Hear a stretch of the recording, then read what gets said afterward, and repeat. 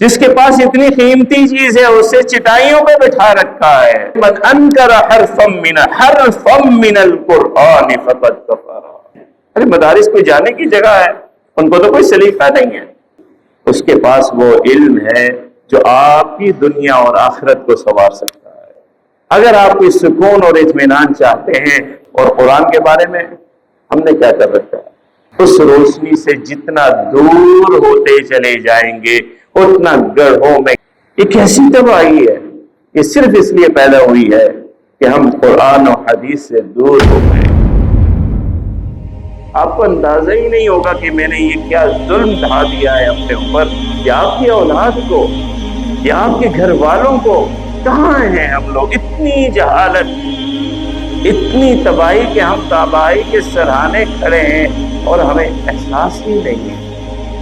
اور میرے عزیز، یہ تباہی جب ہو رہی تھی ہم سوئے ہوئے تھے. آج تو ہم اس تباہی کے اثرات دیکھ رہے. آپ تو ماننے کو ہی تیار نہیں ہے. ہمارا تو دل چلتا ہے کہ آج کا مسلمان کیسی آسانی سے قرآن مجید، فرقان حمید کی آیات اور ان کے ترجموں کا انکار کر سکتا ہے. حالانکہ علماء کہہ کے گئے من انکر حرفا من القرآن فقد کفر. یہ کیسی جہالت ہے، یہ کیسی تباہی ہے کہ صرف اس لیے پیدا ہوئی ہے کہ ہم قرآن و حدیث سے دور ہو گئے. شیطان نے ہمیں دور کر دیا. کیسے دور کیا ہمیں؟ کیسے دور کیا کہ قرآن و حدیث کہاں ہیں؟ مدارس میں ہیں. ارے مدارس کوئی جانے کی جگہ ہے، ان کو تو کوئی سلیقہ نہیں ہے. وہاں بچے بھیجیں گے، وہاں تو گرمی ہے، وہاں تو زکوٰۃ پہ لوگ پلتے ہیں. ارے وہاں جو مولوی بیٹھا ہے اس کو تو پتہ ہی نہیں سائنس کیا ہوتی ہے، اس کو تو پتہ ہی نہیں جغرافیہ کیا ہوتا ہے، اسے تو بات کرنی نہیں آتی، وہ تو انگلش نہیں بول سکتا. ارے بھائی، اس کے پاس وہ علم ہے جو آپ کی دنیا اور آخرت کو سنوار سکتا ہے، آپ کی اولاد کی دنیا اور آخرت کو سنوار سکتا ہے. یہ تو آپ کا ظلم ہے نا، یہ تو آپ کا ظلم ہے. جس کے پاس اتنی قیمتی چیز ہے اسے چٹائیوں پہ بٹھا رکھا ہے. جس کے پاس اتنی قیمتی چیز ہے، آپ نے ظلم کیا ہے کہ اسے چٹائیوں پہ بٹھا رکھا ہے، اسے بوریوں میں بند کر دیا ہے، اسے اپنے معاشرے سے نکال دیا. یہ تو آپ نے ظلم کیا. مگر وہ آج بھی آپ کے لیے اس دولت کو سمیٹ، جیسا بھی ہے آپ کے لیے وہ دولت کو سمیٹ کے بیٹھا ہے. جانا ہے اگر آپ نے قرآن و حدیث کو سیکھنا ہے تو اپنے بچے کو وہیں بیٹھنا پڑے، وہیں بیٹھنا. اللہ نے ان علماء کو ایسا غنی کیا ہے کہ آپ کے دروازے پہ کبھی نہیں آئے. جو آپ کے دروازے پر آتا ہے سمجھ لیجیے وہ اس علم سے خالی تبھی آتا ہے. قرآن و حدیث میں اللہ نے کچھ چیزیں رکھی ہیں، اتنا غنا آ جاتا ہے. جو قرآن حدیث کو سمجھتا ہے، جانتا ہے، وہ پھر آپ کے دروازے پہ یا تو صرف اس صورت میں آئے گا کہ اس کے دل میں اتنا درد ہوگا، اتنا فکر ہوگی کہ وہ مارا ان تبلیغی جماعت والوں کی طرف پھرے گا. آپ گالیاں بھی دیں گے پھر بھی بیچارہ آپ کے دروازے پہ آئے گا، آ جاؤ مسجد، آ جاؤ مسجد، آ جاؤ مسجد. لیکن کبھی وہ آپ کے مال کے پیچھے، کبھی آپ کے پیسوں کے پیچھے نہیں آئے گا. آپ نے علوم سے چھوڑ دیجئے ان علماء کو. آپ کو نہیں پسند یہ داڑیاں نہ کیجئے، لیکن یاد رکھیے آپ کی زندگی، آپ کی یہ حالیہ زندگی، آپ کی قبر، آپ کی حشر، آپ کی آخرت، اگر وہاں کوئی فلاح ہے، اگر آپ کوئی سکون اور اطمینان چاہتے ہیں تو اس روشنی میں ہے جو ان مدارس میں بنی. اس روشنی سے جتنا دور ہوتے چلے جائیں گے اتنا گڑھوں میں گرتے چلے جائیں گے. اللہ نہ کرے. آپ کے بزرگ تو کچھ جانتے تھے جو آپ کو بتا گئے.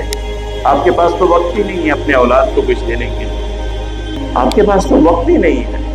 آپ کے گھر والوں کے پاس بھی کوئی وقت نہیں ہے. آج ہم نوجوان بچوں سے اگر کبھی بیچارہ، اگر کبھی، ابھی آپ دیکھیے حال میں کتنے بچے ہیں آپ کے، کہاں ہیں یہ بچے؟ آپ کے نوجوان بچے کہاں ہیں؟ جمعہ جو صرف ایک ریس ہے کہ ایک چیز رہ گئی ہے جو اللہ اور اس کے رسول کی بات آپ سن لیتے ہیں. آپ کی اولاد یہاں بھی نہیں. آپ کے بچے کہاں ہیں؟ نوجوان کہاں ہیں؟ بچیاں تو ویسے ہی نہیں ہیں، عورتیں تو ویسے ہی نہیں ہیں. نہ جمعوں میں ان بچوں نے آنا ہے، نہ کسی عالم سے ان کا تعلق ہے، کہ کیسے قرآن اور حدیث سے وابستہ ہوں گے؟ اگر یہ قرآن اور حدیث سے وابستہ آپ نے نہیں کیے یا آپ خود نہ ہوئے تو یقین رکھیے کہ آپ اس گڑھے کے کنارے پہ خود بھی موجود ہیں اور آپ کی یہ نوجوان اولاد بھی موجود ہے کہ جو کل چلتا پھرتا ہے ان کو اس گڑھے میں ڈال۔ اللہ کے رسول صلی اللہ علیہ وسلم کی رحمتیں ہمارے درمیان موجود ہیں۔ اللہ کا عظیم ترین نعمت قرآن مجید ہمارے پاس موجود ہے۔ خدا کے لیے اس عظیم ترین رحمت سے ایسی آپ ناقدری نہ کریں کہ آپ اور آپ کے اولاد تباہ ہو جائے۔ اللہ تعالیٰ کا کچھ نہیں جاتا، دین کا بھی کچھ نہیں جاتا۔ اللہ تعالیٰ نے خود اعلان کر رکھا ہے، آپ سے پہلے اعلان کر رکھا ہے، قلیلا من عبادی، بہت کم لوگ ہوں گے اس دنیا میں جو میرے ایسے بندے ہوں گے جو میرے شکر گزار ہوں گے۔ اللہ کو تو ایک بندہ بھی کافی۔ اللہ تعالیٰ نے فرمایا جب تک روئے زمین پر ایک آدمی کلمہ گو حقیقی اللہ کا عبادت کرنے والا ہو، اللہ اس کی رحمت سے پوری دنیا کو چلاتے ہیں۔ اللہ تو اس کی ایسی قدر کرتے ہیں۔ اگر آپ دین سے دور ہوں گے، اس قرآن کا کچھ نہیں بگڑے گا، اس حدیث کا کچھ نہیں بگڑے گا۔ اللہ کا وہ احکم الحاکمین ہے۔ فرشتوں نے بھی اسے یہ کہا تھا کہ آنکھ پل جھپکنے کی حد تک ہم آپ کی نافرمانی نہیں کرتے۔ یہ انسان کی کیا ضرورت ہے؟ اس انسان کی کیا ضرورت ہے؟ اور پھر اسے اشرف المخلوقات بنانے کی کیا ضرورت ہے؟ فرشتوں کی وہ بات آج دیکھیے، ہم مومن ہیں، مسلمان ہیں، اللہ کا دیا کھاتے ہیں، اللہ کا نام لیے پہنتے ہیں، اور قرآن کے بارے میں ہم نے کیا کر رکھا ہے؟ کتنی غفلت ہے، شرم کی بات ہے، شرم کی بات ہے۔ کیا کچھ نہیں پڑھا تو قرآن نہیں پڑھا، کیا کچھ نہیں سیکھا تو قرآن نہیں سیکھا۔ اس سے بڑھ کر کے کوئی شرم کی بات ایک ایسے انسان کے لیے جس نے 35 سال ایمان میں گزار دیے، جس نے 40 سال ایمان کی حالت میں گزار، جس کو پتہ نہیں ہے، جس کا ایمان نہیں ہے، اس سے آپ کیا بات کریں گے؟ لیکن ایک ایسا مسلمان جس کا والد بھی مسلمان تھا، دادا بھی مسلمان تھا، خود بھی 35 سال مسلمانیت میں گزار دیے، اور آج 35 سال بعد بھی قرآن نہیں پڑھا،